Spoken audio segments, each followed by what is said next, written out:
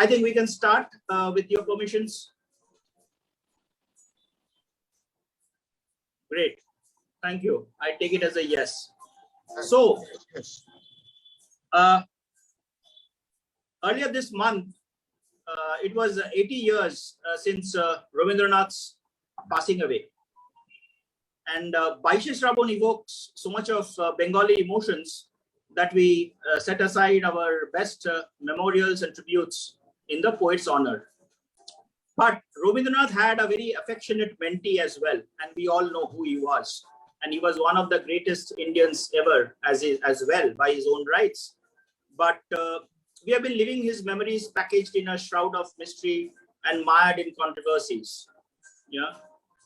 And that is where I think, ladies and gentlemen, the person that I'm speaking about today is nobody other than Netaji Subhash Chandra Bose. I want to welcome you to another edition of the Anita Dialogues. This time, it is in the middle of the week to specially coincide with 18th of August. 18th of August, we know, is that fateful day of the Taihoku air crash. And therefore, for the next 90 minutes, we will seek to decipher some of the facts, the circumstances, and the truth behind that incident. We know we cannot change history, but we can definitely attempt to discover and establish what the truth was. And like every time, it is my privilege to co-host this event together with Dr. Anita Bose Puff, the illustrious daughter of Netaji. She is with us right from day one, and she has herself, I must say, spared no effort to seek the officialization of this truth that has been in limbo for the last 76 years. We will cover those aspects as well as we come to the discussions today, but allow me to welcome her to this very special event. Anita ji, welcome. Any opening comments from your side? Namaskar to all of you. I'm glad that you are joining us on this day and that you show the interest in Netaji's life and also his death. And I hope we will have an interesting meeting today. After all, I'm very grateful that three very renowned scholars and writers have joined us on this topic. Thank you. Okay, she already mentioned about three very renowned scholars, but I call them a stellar cast of panelists because their erudition and informed opinion on Netaji will help us separate the facts from the fiction. They'll allow us to follow the evidence than just have blind beliefs.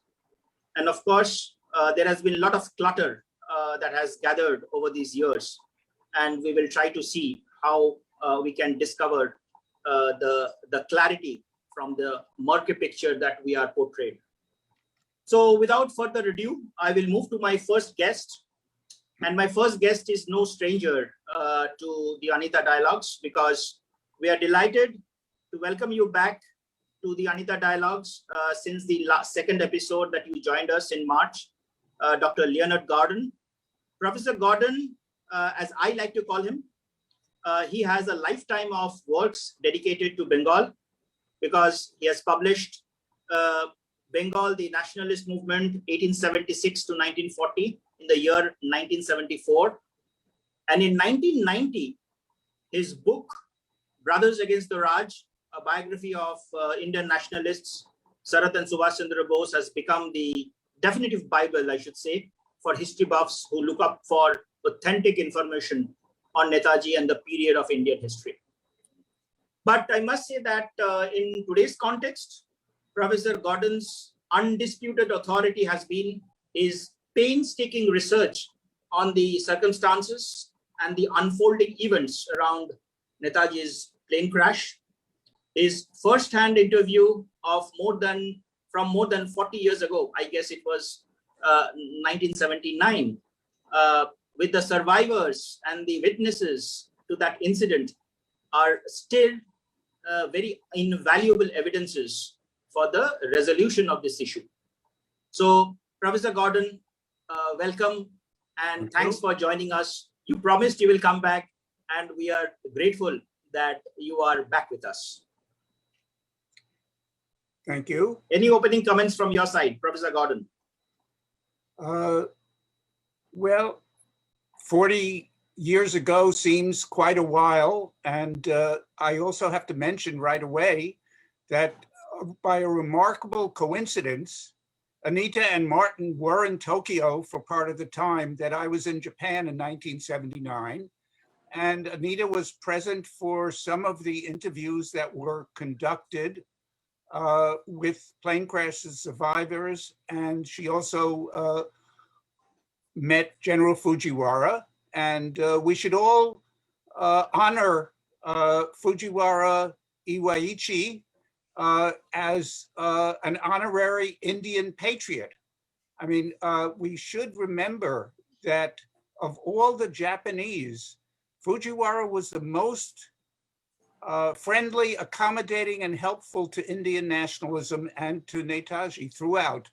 And after the war, when he became a general in the self-defense forces of Japan, he was very helpful. And I want to mention that not only to me, but to Yu Toy and to KK Ghosh, who've written notable books about INA and Netaji, Fujiwara was always there to help. And whatever I did in Japan, I could not have done it without Fujiwara. So let's remember him. And not only do we want to remember Netaji, but let's remember the best Japanese friend of Indian nationalism as well. I guess I also want to say this. I spent a month in Japan in 1979.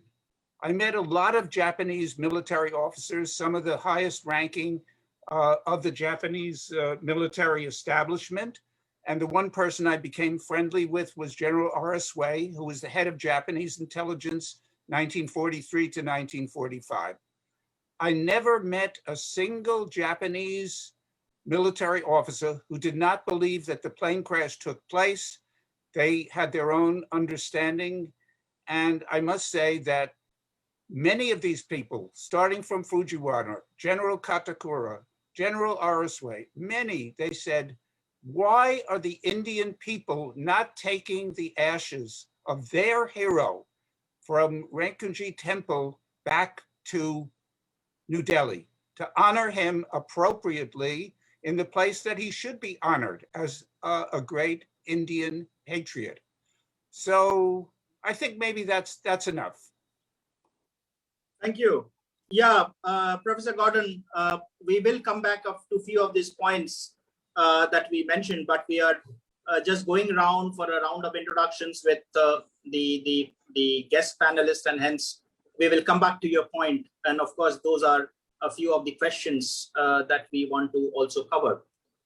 And therefore, I will move to my next guest today, and who is no other than a very familiar face in Indian journalism, in Indian politics nowadays, and of course, on Indian television and print and electronic media. He did his PhD in history from SOAS, London, and then he was a research fellow in Oxford. For over 30 years, we have seen him occupy senior editorial positions in Times of India, Indian Express, India Today, and he has been also contributing regular columns in Times of India, Telegraph, Pioneer, etc. Since 2015, in 2015 rather, he was awarded the Padma Bhushan by the President of India and nominated to the Rajya Sabha as a member of Parliament. In Parliament, he is a member of the Standing Committee on External Affairs. And therefore, in this context of today's discussion, we can expect from Dr. Shobhan Dasgupta, whom I'm introducing now, not only a journo's incisiveness to cut the clutter on this topic, but also an objective opinion from a member of a ruling dispensation, who can provide insights into the officialization of the death issue. So with those few words, Dr. Dasgupta, we are pleased to welcome you to this edition today. Any opening remarks from your side? Thank you very much. I know it's a very daunting challenge here to be able to cut the clutter, because one of the biggest problems one faces is not in the life of Subhash Chandra Bose, not in the achievements of Netaji, but in the circumstances which led to his disappearance, possibly death, on August the 18th. And this is really literally a minefield. Now, Professor Gordon mentioned that the fact that there is a certain degree of unanimity amongst the Japanese associates of Netaji that the plane crash in Taipei did actually happen. But you try and tell that here, you're likely to get caught in the most amazing controversy like this. And I'll broach that subject later once we get into the main discussion. But it's also complicated, and here I'm being very candid about it.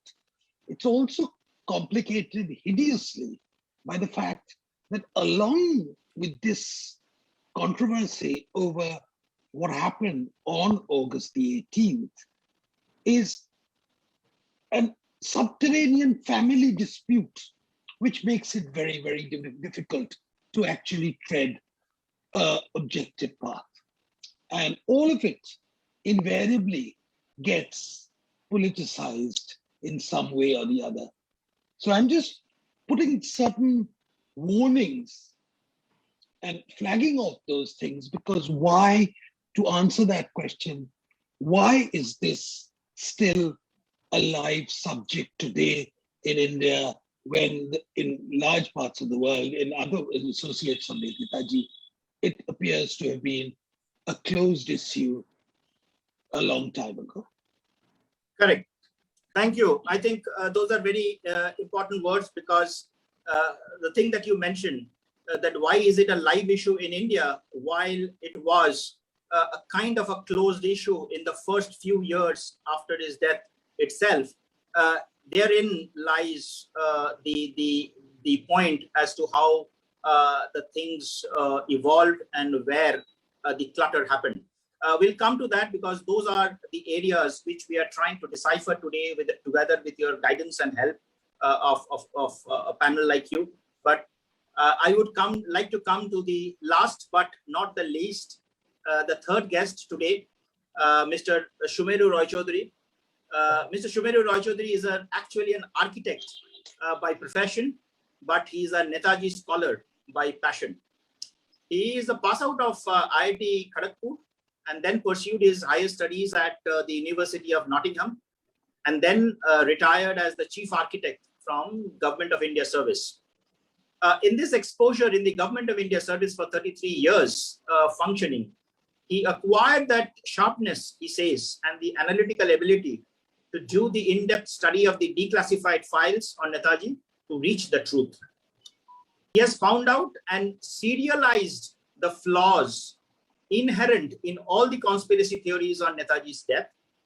No wonder, therefore, he is a regular columnist on Netaji issue, and he makes it a point to correct the narrative on Netaji's death controversy on national TV, as well as relentlessly he pursues this topic on social media groups against fake and unsubstantiated narratives.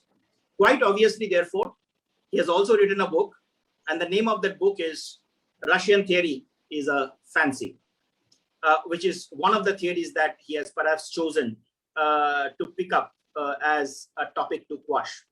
So welcome, Mr. Roy Chaudhary. Any opening comments from your side before we go to the core topic of today's evening? Thank you very much. I wish this will be an interesting discussion today, and we'll come to arrive at some good results. That's it. Thank you. Okay.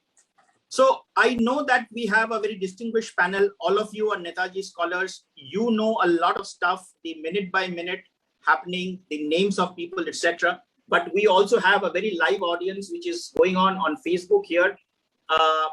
And as well as it is being streamed live streamed on YouTube. So I will just like to go to the basics a bit. And therefore, because we have Professor Gordon and Dr. Anita Puff, I would like to take this opportunity of Dr. Leonard Gordon's research in order to relive that day, 18th of August, 1945. What happened before and what happened after that date? Would you be able to retrace for us the flight path, the fateful flight, so that the audience who perhaps is interested to know the facts would be able to understand it a bit better? Professor Gordon, if I may ask you to help us with that. I can give you a picture for that matter if you wish, so that it helps us understand it. Okay, very good map. Thank you. Once it was clear that Japanese had surrendered, atomic bombs had dropped, I won't give my opinion about that. Another matter. You can see that what was then called terrain, which later became one of the biggest US air bases during the Vietnam War, was where they stopped overnight, 17th to 18th August. It was too late to leave. Early the next morning, they flew from Terrain to Taihuku Airport. That airport was later changed. I tried to go and search out that airport. It's only used for some internal flights by the time I got there in 1979. I went there, I spent some time in Taiwan trying to locate Japanese records, which I told were destroyed after the Japanese exited and were beaten in 1945, including what Dr. Yoshimi told me was a death certificate that he signed for Chandra Bose' death on August 18th of burns. Anyway, they got to Taihuku Airport, and then the plane had been overloaded in terrain. They had dropped some military equipment, machine guns and other stuff. Was still, in the opinion of some of the officers and pilot on board, too heavily loaded. When they got to Taihuku, they stopped for lunch. And then they were supposed to take off at 2 o'clock. Colonel Kono and another officer said that there was something the matter with an irregularity in the left engine of this plane. They thought they had sorted it out. At 2:30, the plane took off with the Japanese officers, General Shide, a very high-ranking Japanese military officer who was to take command of an army in Manchuria to eventually surrender to the Soviet Union. And Netaji was aiming to get to Manchuria to make contact with the Russians, according to many reports and in books written by his officers. The plane took off at 2:30. It only got perhaps 100, 200 feet up. Something happened to the left engine. Either the whole or part of the engine fell off. The plane headed straight down, crashed, broke into two parts. Fire set in. The pilot, Shide, were killed immediately. Netaji tried to get out from one end, then he tried to get out to the other end.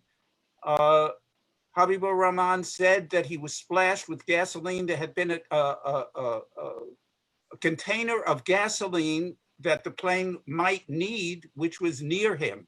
He was splashed with gasoline, and eventually, as he was trying to get out, he caught on fire. He had a tight sweater, tight boots, tight uniform.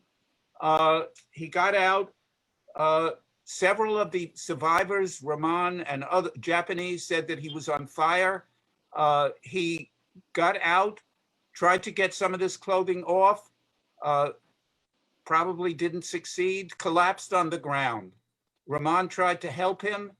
Kono, who was one of the people I interviewed, said that he saw him as Kono was lying on the ground, he saw him on fire and said he looked like a Buddhist deity who was portrayed with flaming hair and a fierce face. The wounded were taken to the nearest hospital. Netaji was put under the care of Dr. Yoshimi. Yoshimi, who I went to interview in Kyushu Island in 1979, who was interviewed by the first two parliamentary commissions that investigated his death. Yoshimi said, as soon as he saw him, he saw how terribly he was burnt and wounded and didn't think he would survive. Nevertheless, through the hours from, roughly 3 p.m. to 10 p.m., he was treated by Yoshimi and 2 assistant doctors at the hospital. There was a private in the room, Matsui, throughout, who I met on my way to Kyushu Island. And he heard some of his words. He said he thought, Mitsui said he thought he asked for water in a Japanese word that sounded like meju. Rahman later wondered whether this might have referred to Sharat Bose, Mejda. The doctors did their best. Both Rahman and Matsui thought that he said some words about Indian freedom before he died at approximately 10 p.m. that night. The body he had been wrapped in bandages. They tried to preserve the corpse.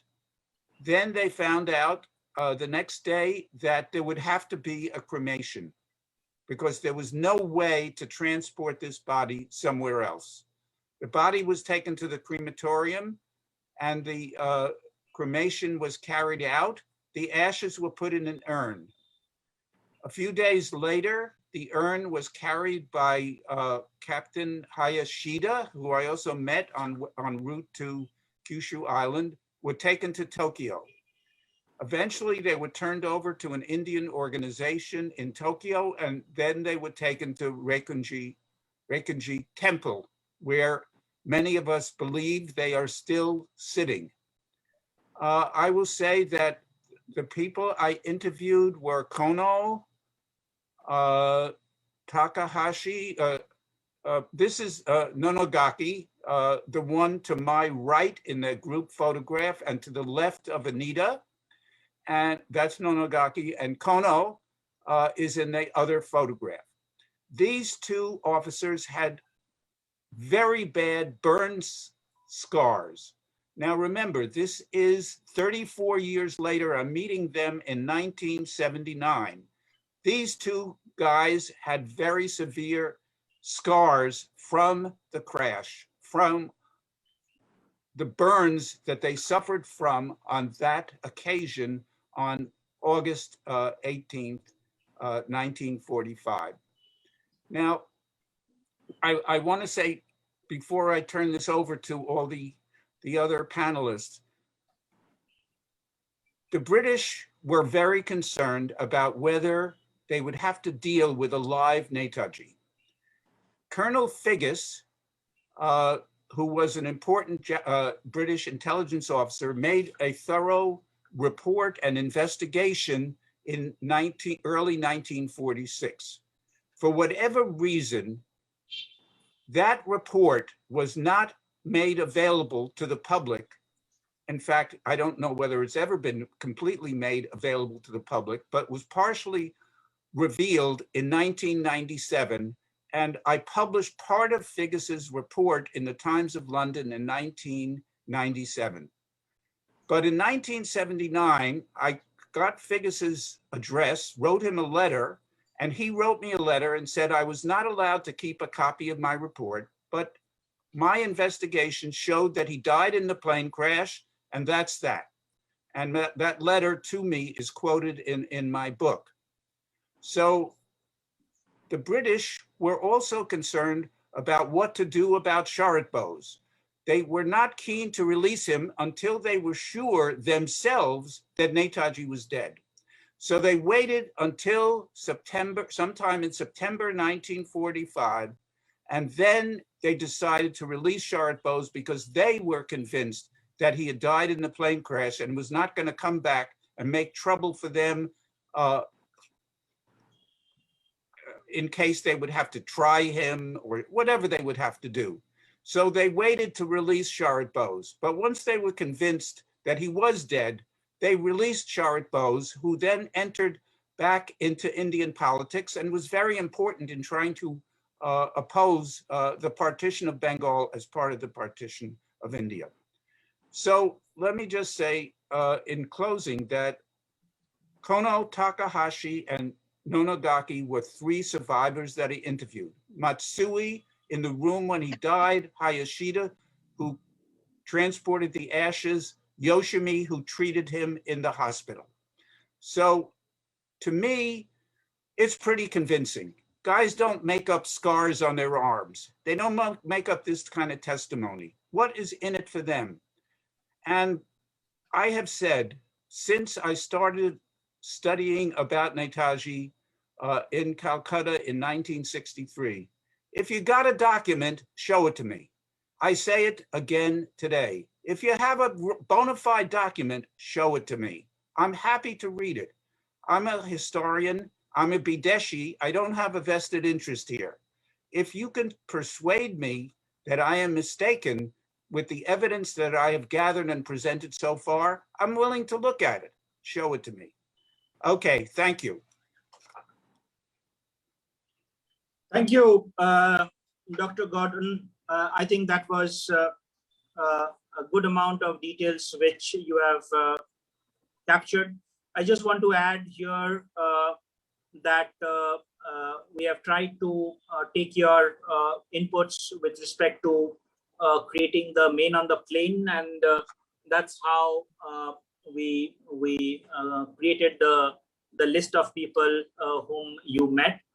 And coming back to the point that while the sequence of events of 18th August is pretty clear, what's very interesting to know is that what happened after that, and what exactly happened in the days and months after the crash, how it was announced, what investigations happened. You mentioned something. Dr. Dasgupta mentioned about some parts of the international coverage and investigation. And that is where I think with a lot of the research that has been done by Mr. Shumeru Roychaudhary, Mr. Roychaudhary, if I can invite you to help us find as to what happened after this, how the news broke, and how the things panned out after that. Immediately. Namaskar. Thank you. Actually, I'll take you through what happened from 18th August onwards. Most of us know that it was on the 23rd of August 1945, Japan informed the world of Netaji's death in plane crash. True. But many of us do not know that the Jap army informed the INA of the crash and subsequent death of Netaji immediately after the incident on 18th itself.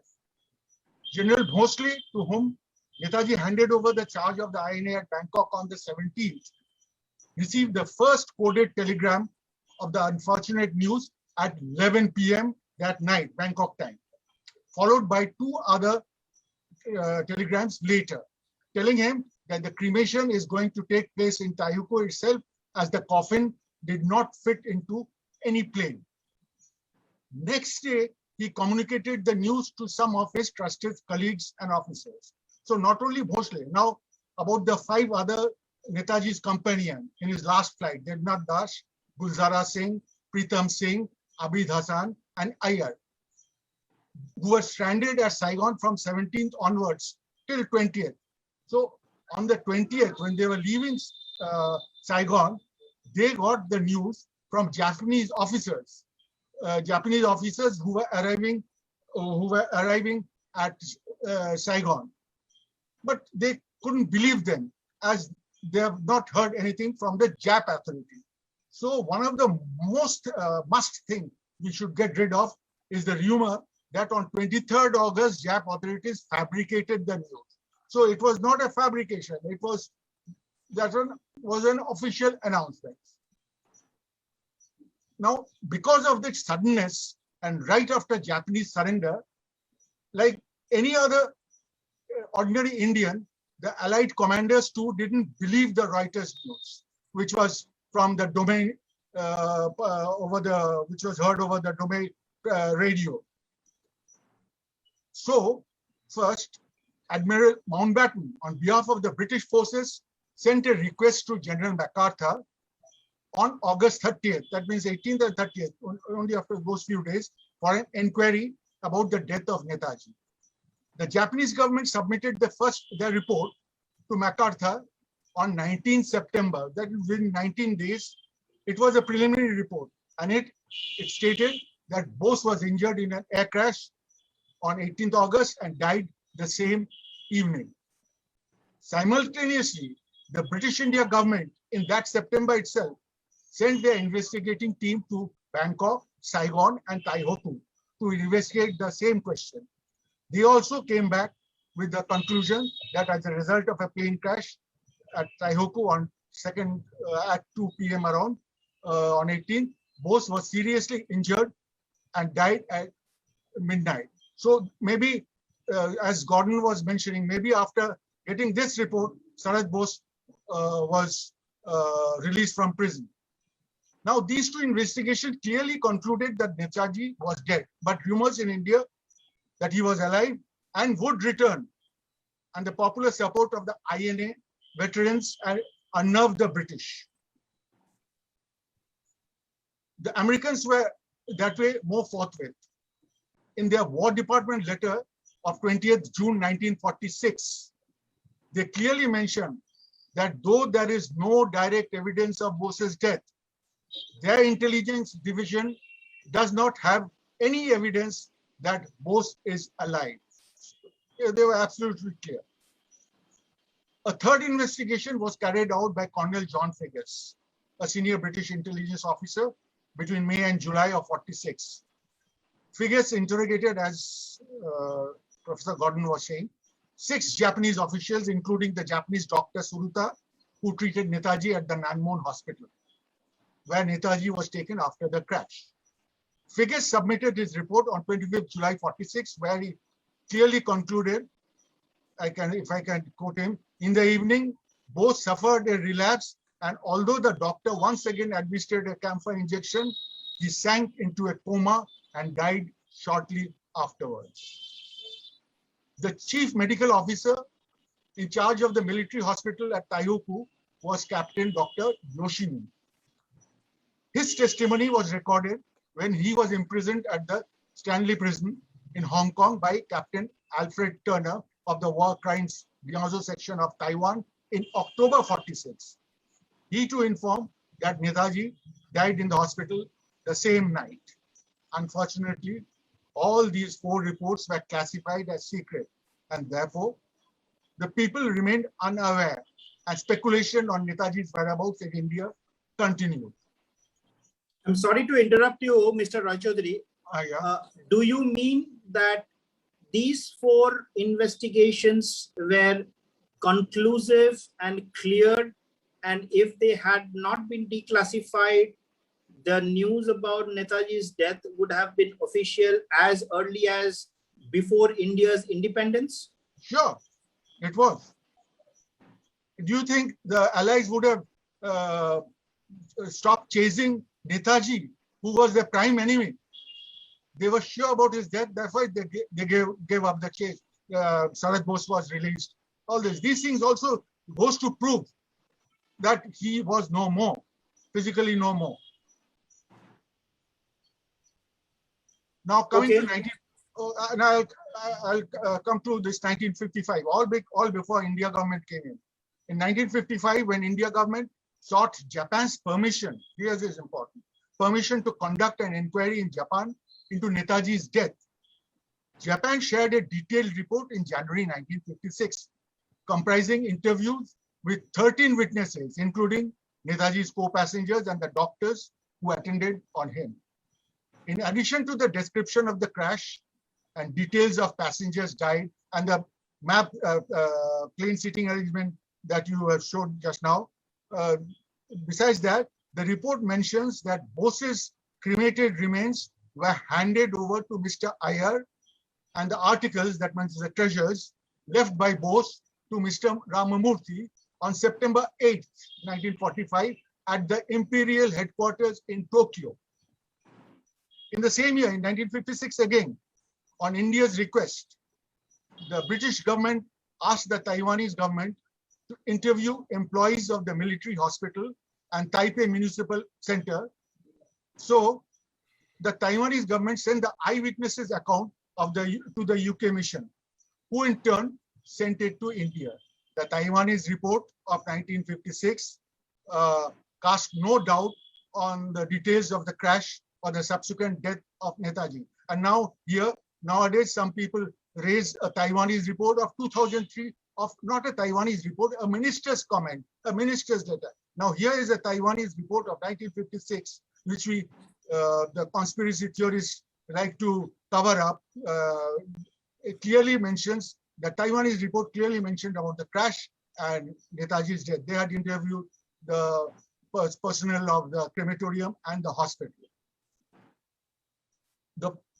These are the investigations done by the 6th investigation covered by international authorities. Now, the first Indian investigation was conducted by Harin Shah, a war correspondent of Bombay's Free Press Journal. Shah visited Taihoku in September 46 and published his findings in his book, Verdict from Formosa, that you are seeing now, The Gallant End of Netaji Subhash Chandra Bose. One of the highlights of Shah's investigative journalism was the testimony of a surgical nurse at the Nanmon hospital who took care of Bose. Her testimony matched with that of Figgett's report. She also took Shah to the ward and the bed where she said Bose had passed away.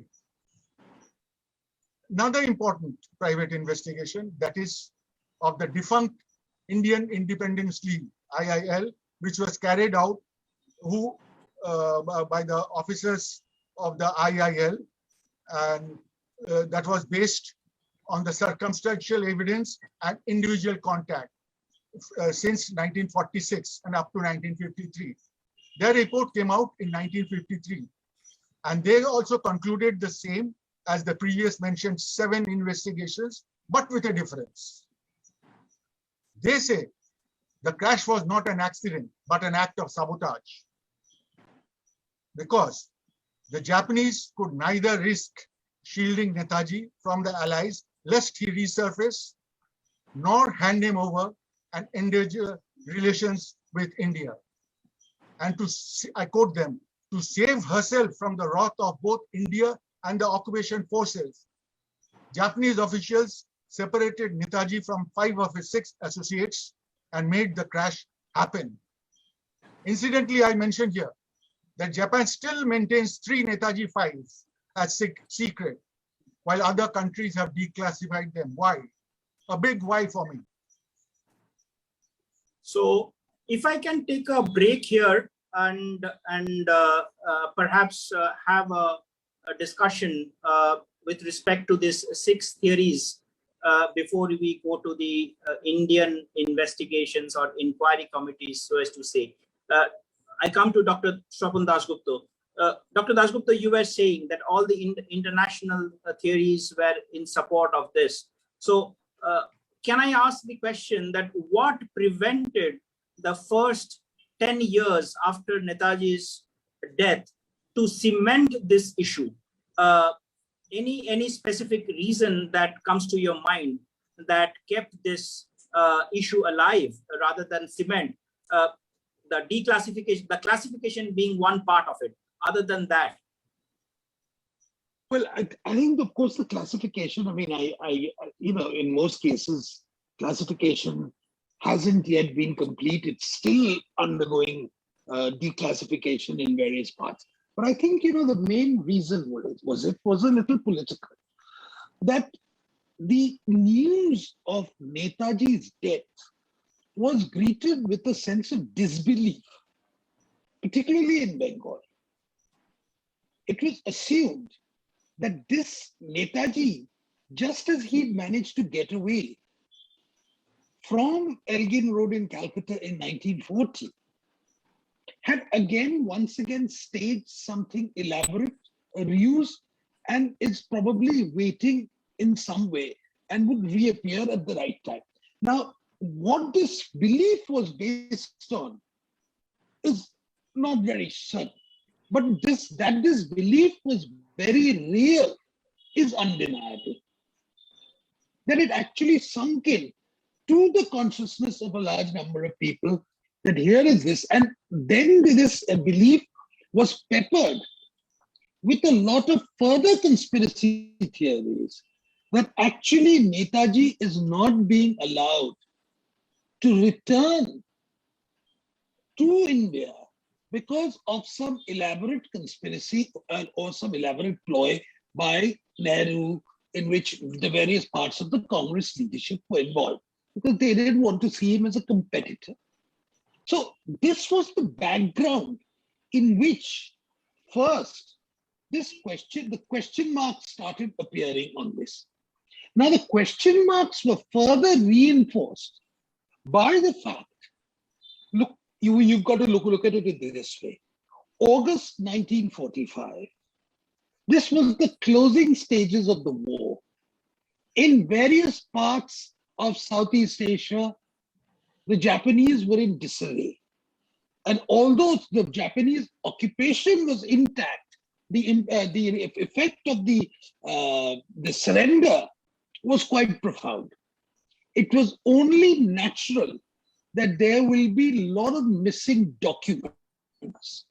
Professor Gordon has quite rightly pointed out, show me a document. Now, I think here we have a situation where documentary evidence is going to be patchy. And I think the patchiness of the documentary evidence in certain parts, as opposed to the eyewitness accounts of people, and I think in most cases it's dependent on eyewitness accounts. And eyewitness accounts, as opposed to where is the death certificate, was Netaji, the ashes, that of a private who died on the same day. Various questions like this started appearing in various things. Now, what is significant is that in the early stages, and I think it's quite right, and I think Mr. Roy Chaudhary has done a great deal of service by pointing to the early investigation which took place chronologically. If you look at it chronologically, you'll find that the early investigations, whether done by British intelligence, whether done by American intelligence, whether done by the Indian Independence League or by the reporter from the Free Press Journal, they might have talked about a conspiracy whereby the plane was sabotaged. But they didn't talk about the fact that his death didn't happen. That's, to my mind, quite significant. These conspiracy theories started appearing post that. And really took over once this sort of Shahnawaz Commission and all these commissions started. And in those various commissions, a lot of mavericks, if I may say so, did give evidence. And then it was further reinforced by the fact that a parallel theory went around that Netaji has reappeared in the guise of a sadhu. And that, it's a very romantic story, charming story. And in Bengal, if you remember, there was this story of the Bhawal Sonasi, where people who had been assumed to be dead earlier had reappeared subsequently and fought a case and even won it. So in that sort of thing, what we had is a question of eyewitness accounts, some evidence which are documented, a large number of official reports, American, British, Japanese, and a popular belief, which was enormously strong, which of course testified to the sheer appeal which Netaji had, an emotional appeal which he had, particularly amongst Bengalis, but not exclusively also among Bengalis. That he had this great appeal, as this was the man who'd actually done it, who actually tilted the balance against the British Raj. So we must try and understand the larger context in which the theories about Netaji's fake death, staged death, his disappearance, his reappearance in another form have come about. And I think it's very pointed out that the patchiness of the documentary evidence has been seized upon by a lot of people to put in hundreds of question marks. And I think you will get question marks because you're not going to get a complete set of records about that, given the context in which in August 1945, particularly how the Japanese in Formosa, as it was then called, how they were in the last stages of retreat. I have only one question here, and maybe Mr. Rajchodri, you can take this because I would also like to perhaps play a devil's advocate here, just like the way Dr. Dasgupta mentioned about Yoshimi's death certificate issue. There is also I'm just going a few steps ahead, where there was a mention that the local newspaper did not cover the plane crash news. So how do you answer that? How do you dispel that doubt from people's mind that if there is a plane crash, why was it not covered? So, is it true? No, absolutely not. Harin Shah in his book has clearly mentioned name of two newspapers, one Japanese and the other Chinese newspaper, which brought out the news of Netaji's death. Mukherjee Commission somehow ignored that part of the Shahnawaz Khan report, and rather the JMCI referred to another newspaper, which was a Kuomintang, which presently is a Taiwanese newspaper, but at that time in 45 was a Kuomintang mouthpiece, and it was being printed across the sea in mainland China. Somehow, I don't know how he could make this mistake. He looked up a wrong newspaper, and since nothing came out in that paper, he said the crash didn't happen. Now, about this Japanese and the Chinese newspaper which came out from Taiwan, not only Harin Shah mentions one person, the other Japanese, I just don't remember the names. They also said that he read the news in that Japanese or Chinese newspaper, and a small obituary too came out. I would have come to this when I would have discussed the 3 Government of India inquiry reports. Okay, so shall we move to those inquiry reports, because I think these are fairly clear that the first 6 investigations and the Harin Shah investigation is is quite clear. But I will take a comment from Dr. Puff as well. Madam, anything from your side on this first 6 international investigations and the Harin Shah investigation? Anything that you feel is worthy to add in this? Maybe just a very small detail, which probably was more important to members of my family rather than to the public. In our family, some of the younger people always sort of referred to my uncle Sharad Bose and also to my uncle Shurish Bose, who both claimed that my father did not die in the plane crash. But for some reason, I think some also misquoted him and Sharad Bose and said he claimed he knew that my father did not pass away. That's not at all true. In fact, in a letter which my uncle wrote to my mother, he wrote, "I have a feeling, and it's nothing more but a feeling that my brother is still alive." And one has to take into account that these two brothers were unusually close to each other. And I think for my uncle, it was to get the news of his brother's death was just devastating. And in a way, he just refused to accept that. And he was a very renowned counsel and lawyer. And he was reputed to be very good in cross-examining also. And in fact, he tried to sort of get at some information also by sort of inquiring from people like Habibur Rahman what happened in the direction of sort of getting evidence for this, for his brother's survival.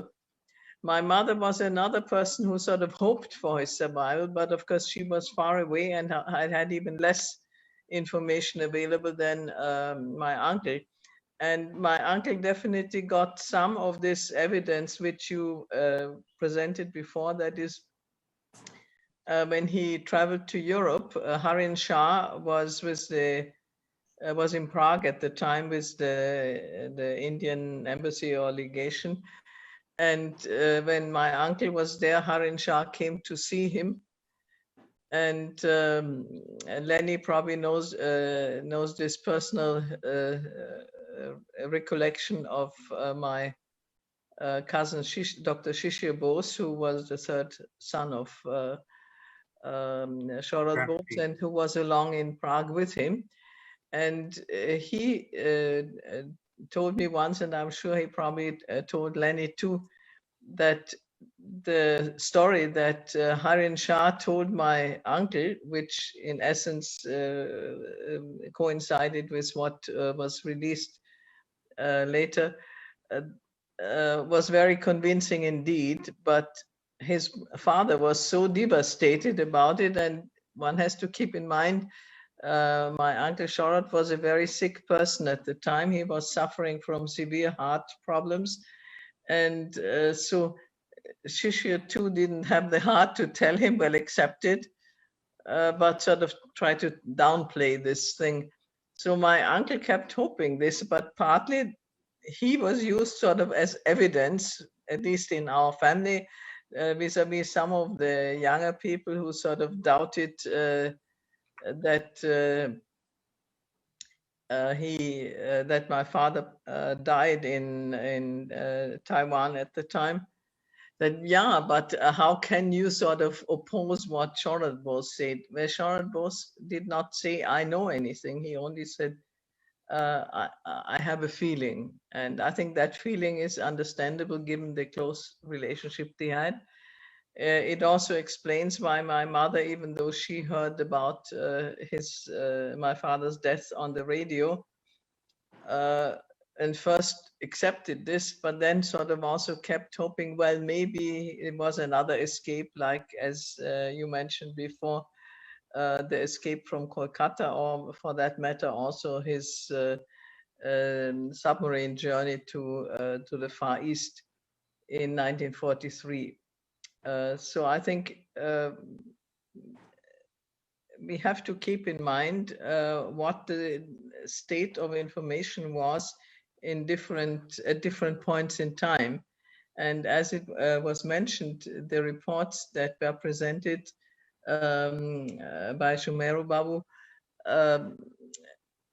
were not known at that time. That's all for the time being. Okay. While we are speaking, I am keeping a watch on the social media because, as I said, we are live on Facebook and YouTube, and because we have so many scholars here, I think we should dispel the misconceptions of the public straight away. And I have exactly a question to that effect, which I will take to Sumeru Babu and then to the rest of the panel. And this question is a bit advanced than what we are discussing now, but I want to take this question so that the public discourse gets corrected. This question is from Mr. Shumon Ghosh. Mr. Shumon Ghosh says, the Manoj Mukherjee Commission, being the third commission, clearly states that neither there was any plane crash in Taihoku on 18th of August, nor in that hospital as referred, any burn case was admitted. Okuro Kurosuwa was the only patient put there that night who died out of cardiac arrest. Who wants to take this question? I can see already Dr. Gordon and Sumeru Babu's eyes gleaming up. I leave it to you. Mr. Shumon Ghosh, if you are listening, you are privileged to get the answer from two very deep scholars here. Dr. Gordon, you want to go first, if at all? What do we do with all the evidence that has been presented by myself and the other panelists? Should we throw it in the garbage? There's lots of evidence.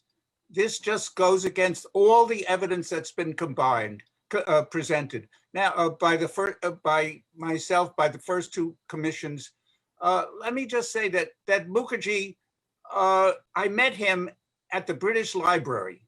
He didn't want to know anything, frankly. He didn't want to know. And I said, this guy is dumb. And he doesn't want to know. He's made up his mind. He's not asking me any searching questions about the research I've done. So anybody who wants to rely on Mukherjee, who could not interview any survivors, because this is so long after the event, I can't help them. Sorry, I can't help them. I just want to make a mention here. Justice Mukherjee is no more in this world. So in due respect of his soul, we will refer to this question to JMCI. So we will refer to the commission. Yeah. So the comments on the reply is with regards to JMCI. Mr. Roy Chaudhary. I would like to interject now. Yes, please. Third commission was formed in 1999. That is more than 50 years after 1945. And although tasked to find out how, when, and where Netaji died, the commission could not provide those answers. A careful study of the report revealed to me and to the government also later on I checked that the commission made quite a few incorrect assumptions. Some of them are, as I was telling you just before your first question, earlier question, he considered a local newspaper, but across the sea. The contention of Mukherjee Commission that the local newspapers in Taiwan did not carry any news of 18th August crash is not true. Journalist and Harin Shah, as I told you before, confirmed that now I remember the names of the two papers. The two local Chinese newspapers were Taiwan Didi Ximpao and Taiwan Daily. Taiwan Didi Ximpao and Xing Zhongpao or some name like that. They had done just that. And over there, a brief opportunity was also came out. So JMCI looked up a wrong paper, Central News Daily News, a Kuomintang mouthpiece, then printed and published from mainland China across the sea as a local Taihoku newspaper. And there was no news in it. So he concluded that the incident was fake. So this is one incorrect thing that JMCI concluded. The commissioner also bungled up the height from which the plane fell. The JMCI's conclusion of a no air crash on 18th is based on a glaring misrepresentation of existing evidence from a first-hand witness. Netaji aide and fellow traveler Habibur Rahman did never say that the plane fell from a height of 12 to 14,000 feet. This, he said, while he was traveling between Taura and stop before the previous leg. The previous leg of the flight. Yeah, previous leg. The plane was flying at that height, 12 to 14,000 feet, and he was feeling chilly. So he put on a sweater or something like that. Now, this commission report just copy-pasted that figure into their conclusion that the plane fell from a Taihoku flame from that height. So this was a very big mistake. Another one is that the Republic of China, that means Taiwan, did not advise the Mukherjee Commission or anyone that there was no air crash. They said rather that they had no evidence in their records of such a crash. And that's not surprising, given that Japanese civilian and military forces remained in full control of Taiwan until their withdrawal on October 25th, 1945. And they just handed over some notes, not all. So looking up past part report, and they're saying that the crash didn't happen. So they never said the crash didn't happen. They said the records they have say they don't find anything mentioned in the crash. Then he mentioned another thing incorrect about the head priest of Renkoji Temple. The head priest of Renkoji Temple, the Reverend Mochizuki, did not deny access to the reported remains of Netaji. Nor did he, nor the government of India and Japan expressly informed the government of India through its ambassador that no objection to getting his thing. Rather, they were willing to hand over the ashes for the remains. Rather, we should call it remains, not ashes, the remains for DNA testing. But the commission wrote down that the priest did not agree to hand over that. This was incorrect mentioning because the letters are there of the head priest. But the real mystery to me is, while the commission meticulously visited the archives in Russia, they never queried the Japanese government for anything, despite Netaji being in their care when he was last seen. They made no attempt to access the 5 Netaji files still kept secret then in Japan. They interviewed just a single person in the country and came out.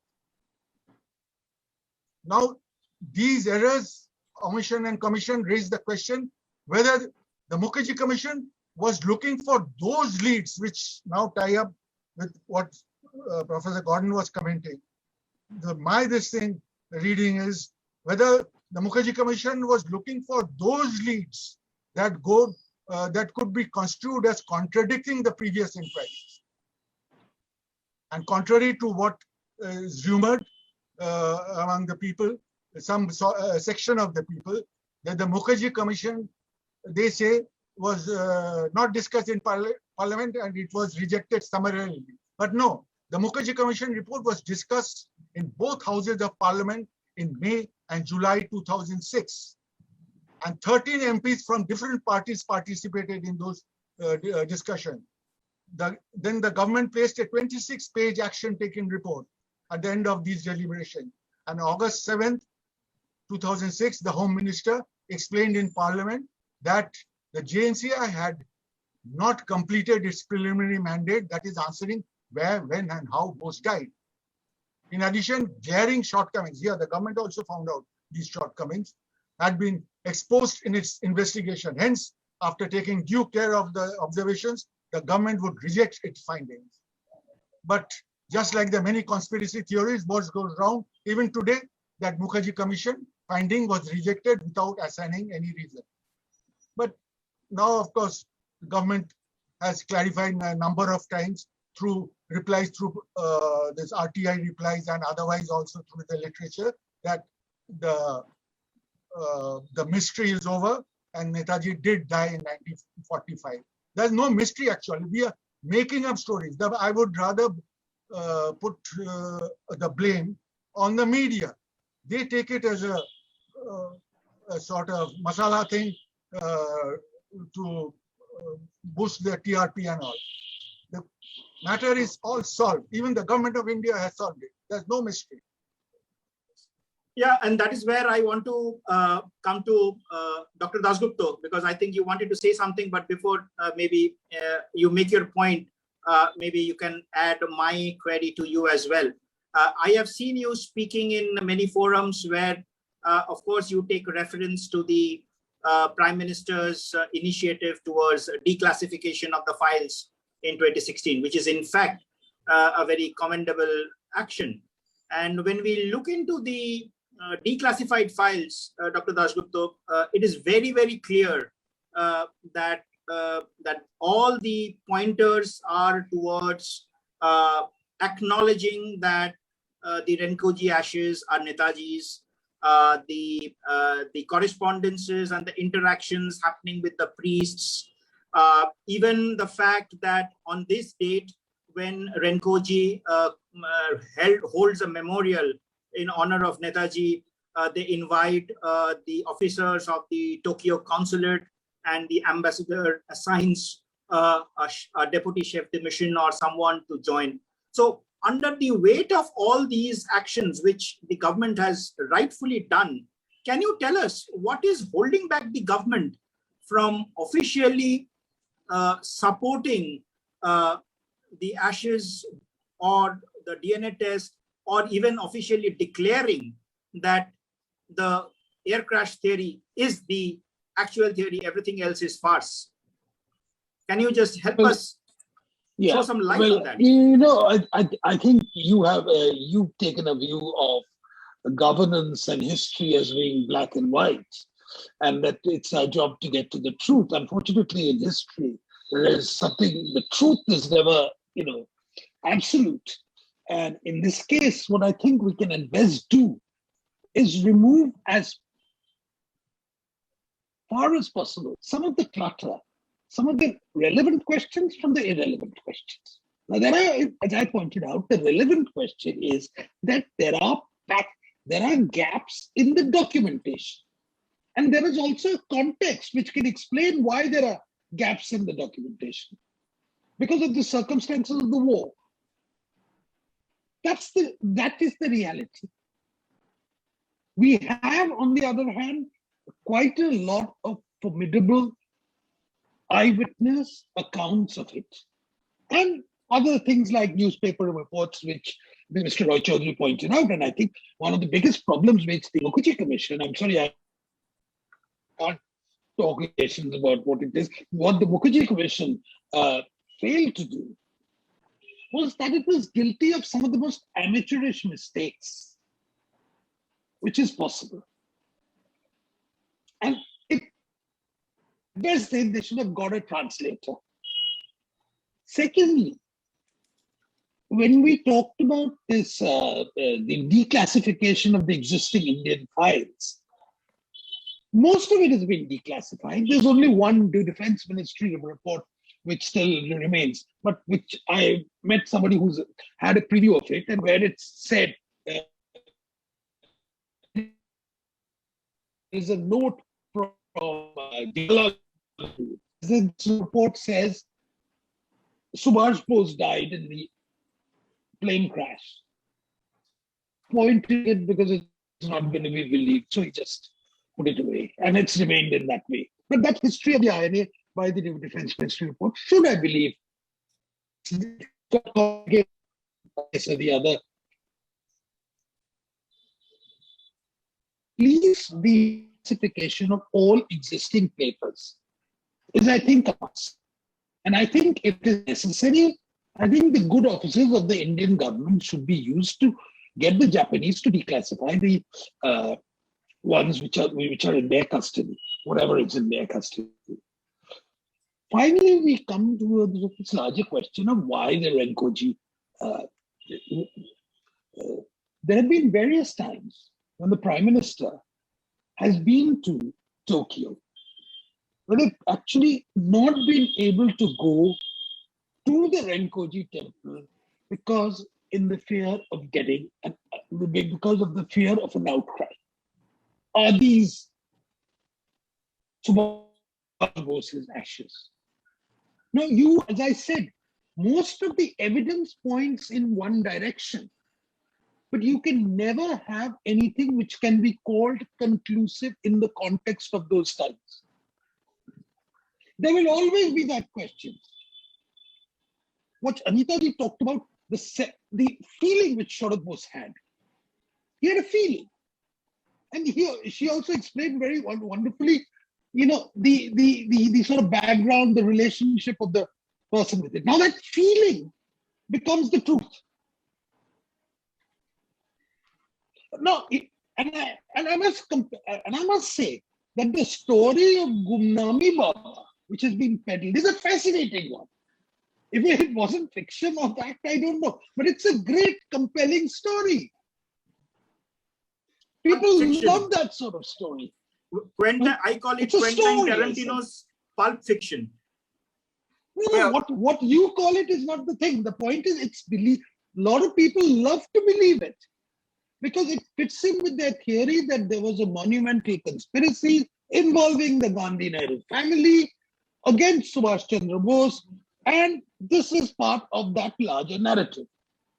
And this narrative is going to stay at permanently, regardless.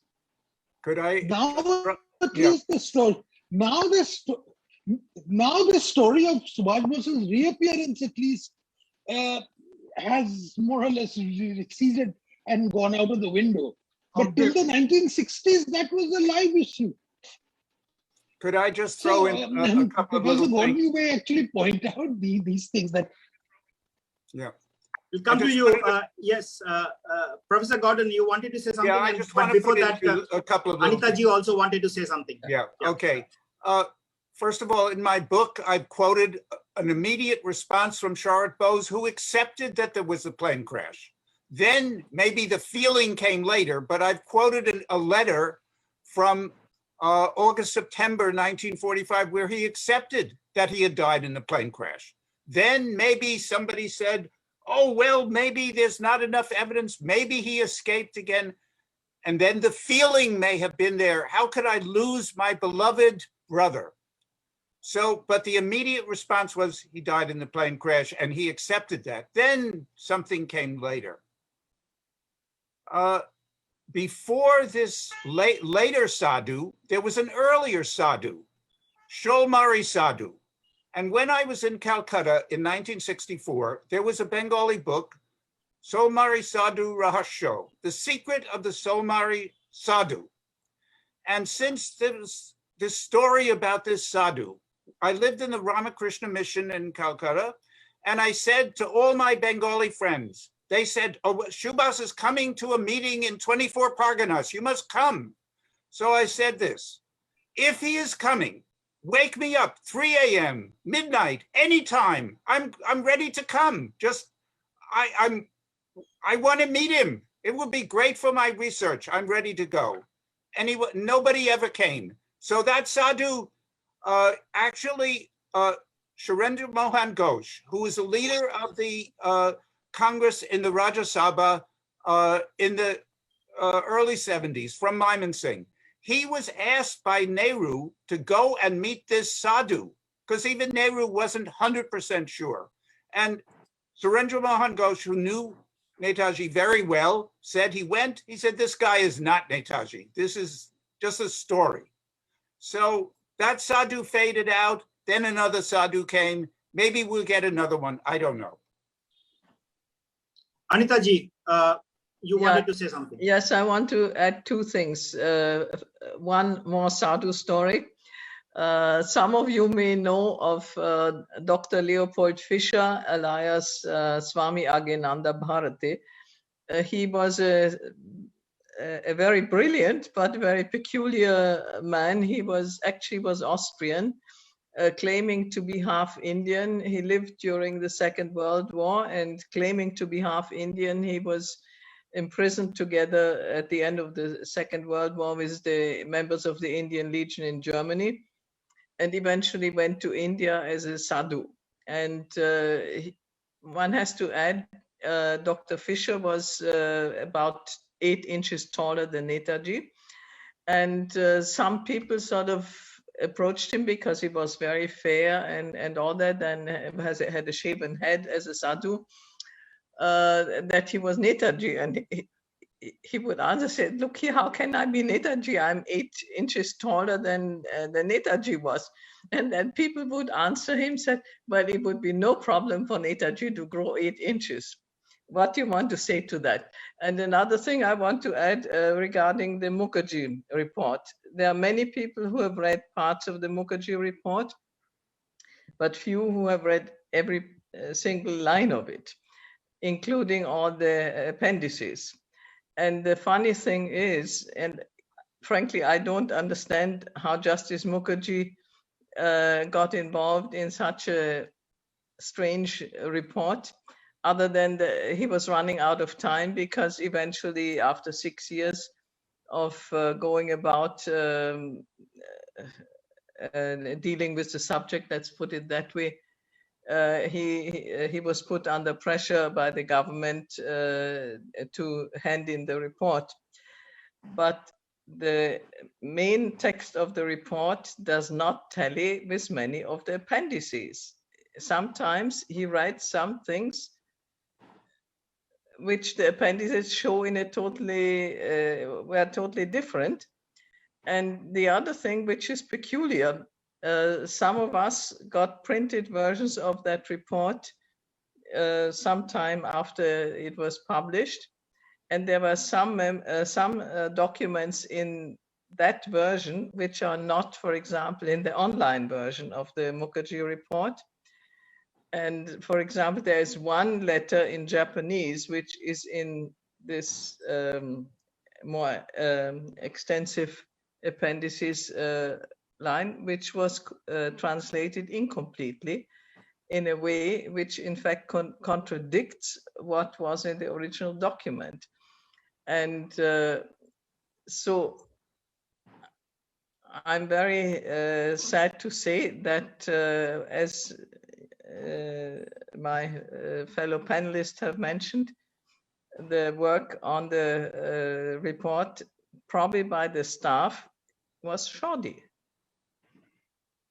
Okay, just to pick up from there, if that is shoddy, what can we say? And I just want to say why this issue never settles. Based on that shoddy work, there is a director who creates a movie, and that movie is sold to the Bengali population during Puja Marsum. And believe it or not, that movie is launched on 18th of August. The poster is released on 23rd of January. And that's how it is being fed to the population as a new theory. So honestly speaking, we are almost time now, as I can see.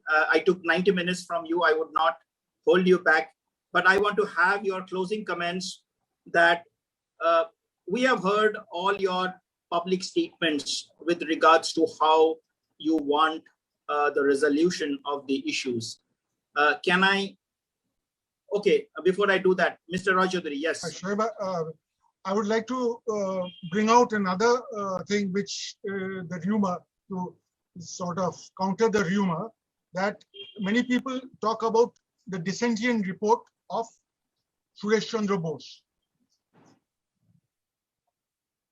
Here, people are not told that, I'll put it sequentially, by June, all interviews, record checking, etc. were over, June 1956.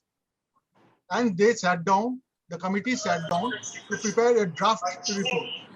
I'll do it fast, okay. The draft report on concluding his inquiry, the committee which prepared a draft report, it contained principal points agreed to, where all three members signed. The principal points were, there had been an air crash at Taihoku on 18th August 45, in which Netaji met his death, and the ashes lying in Renkoji Temple in Tokyo are his. Now, Suresh Bose signed this, remember, and then suddenly when it came to for the signature of the final detailed report, he took a different view. Without interviewing anyone new, without seeing any other new records, suddenly he changed his mind and he did not sign the report. He submitted his dissenting report long after, well after the main report was signed, was submitted to the parliament and approved. He submitted his dissenting report in October, and the government, as usual, put the dissenting report in the parliament also. Shah Nawaz Khan disputed that, criticized that report, and challenged Suresh Babu. But Suresh Babu did not take up that challenge of Shah Nawaz. This another myth needs to be corrected. Suresh Babu signed the draft points of agreement. Principal points And of agreement. yeah, just to add to that point, because I've read it in the declassified files, there was a lot of exchanges between Jawaharlal Nehru and Bidhan Chandra Roy to persuade Suresh Bose, and he was given a number of weeks in addition to make up his mind, etc., etc. But he did not return that courtesy, if I may say so that way. Right. So I think what I would like to do is I would like to May I just add the final word? Yeah, please. You know, I mean, I just want to make two very simple points. One is that in the case of Subhash Chandra Bose, and I'm here speaking as someone who's been observing this thing rather than being a participant in it. One, in the life of Subhash Chandra Bose, there is a life of Subhash Chandra Bose, and there is a equally interesting afterlife of Subhash Chandra Bose. And I think this fits into this whole narrative. And I think because of the sheer interest in that, that story is not going to disappear. So if you're thinking in terms of getting a conclusive answer to that, it's not going to happen in a hurry. Secondly, and I think this, and I thank Mr. Roy Chaudhary for actually pointing out what has happened to Suresh Bose's dissenting report. Much of the controversy has been fueled and kept alive by what I can at best, and with due apologies to Anita ji, call the dissensions within the Bose family. Right. If this is a real issue, and I confront it every second day whenever anything remotely dealing with the national celebrations of Netaji are there, and you get, you invariably get caught in a cross current. You don't want to get caught into it, but there is a sort of,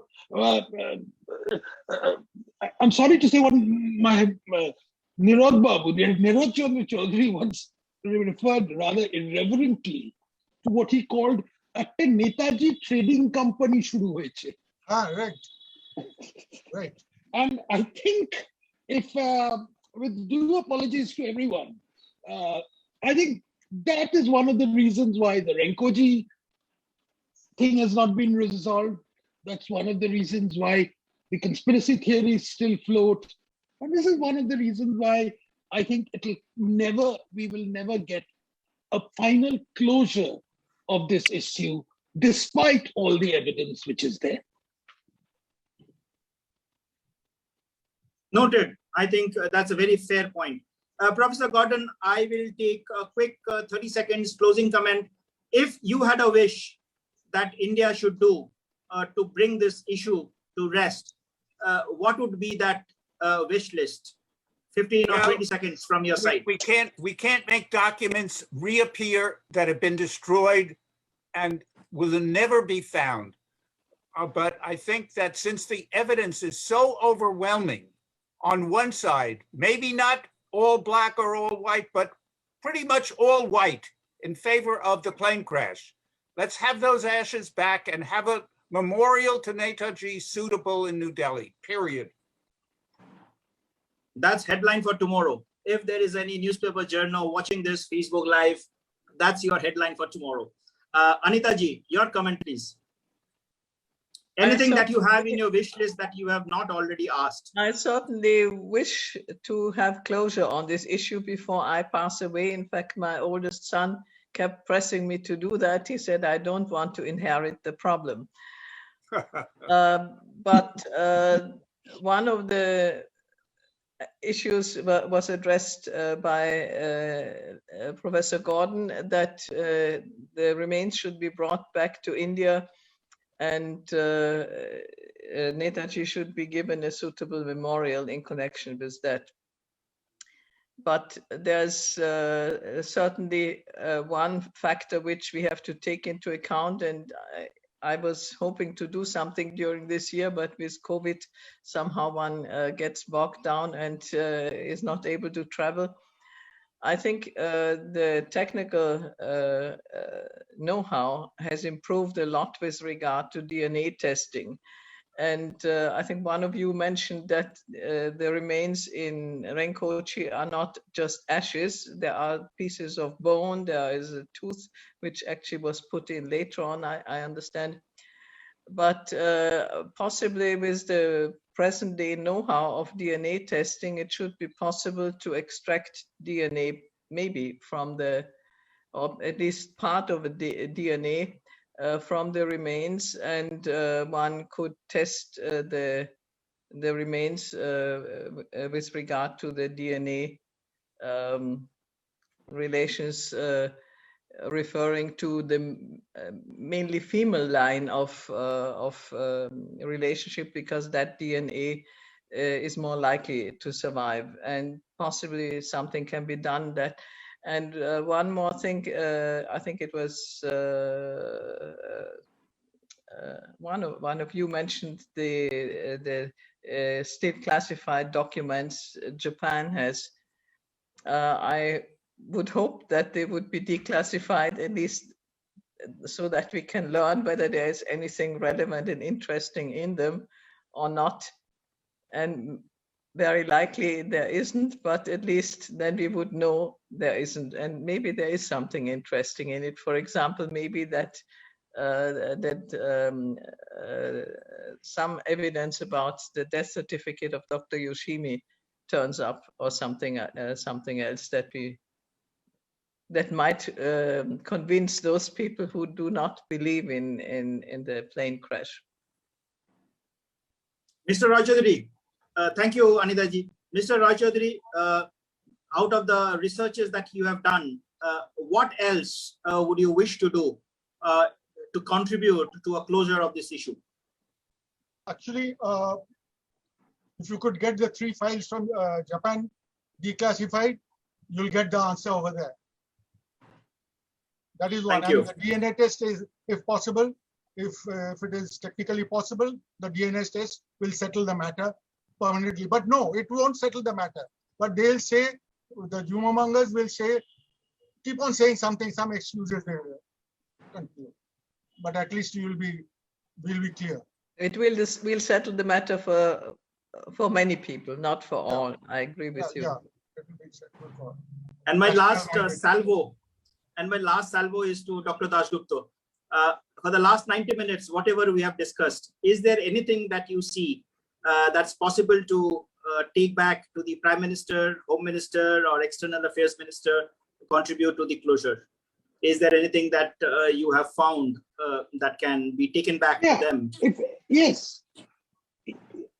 Yeah, there are two things which are quite apparent from here. Number one, yes, I think the good officers of India should be put on Japan to try and release whatever the files, whether those files will give you the finality in any way, I do not know, whether they contain anything relating to his death or some of his wartime activities. It's a matter of complete conjecture. That's a number. If the family can speak with one voice in future, at least issue of the Renkoji then I think we'll be able to move on that front. And I think it's quite right that we should, a befitting memorial to Netaji Subhash Chandra Bose should be made. But of course, if we take Mr. Gordon's statement and make it in Delhi, I think that will be another controversy which will come about whether Calcutta or Delhi is. But at least, you know, we will have come within inches of a near closure. Thank you. I think that's a kind of at least brings closure to our discussion today. By Indian standards, we are just 4 minutes ahead than what it was originally planned. We took 94 minutes instead of 90 minutes. I am grateful for your participation, Dr. Gordon from New York, Anita ji from Germany, Shobunda from Delhi, I guess you are right now there, and myself I'm in Calcutta. In Calcutta, okay. And three of us in Calcutta then, and thank you for your insightful, and I think anyone who looks into the recording of this will pick up a lot of important aspects and learn and understand. I've already seen requests of asking for the slides to be shared, and some other questions which you could not cover, but I think overall it was a very, very fascinating discussion that enriched me as a person and many other people who joined over Facebook and YouTube as well.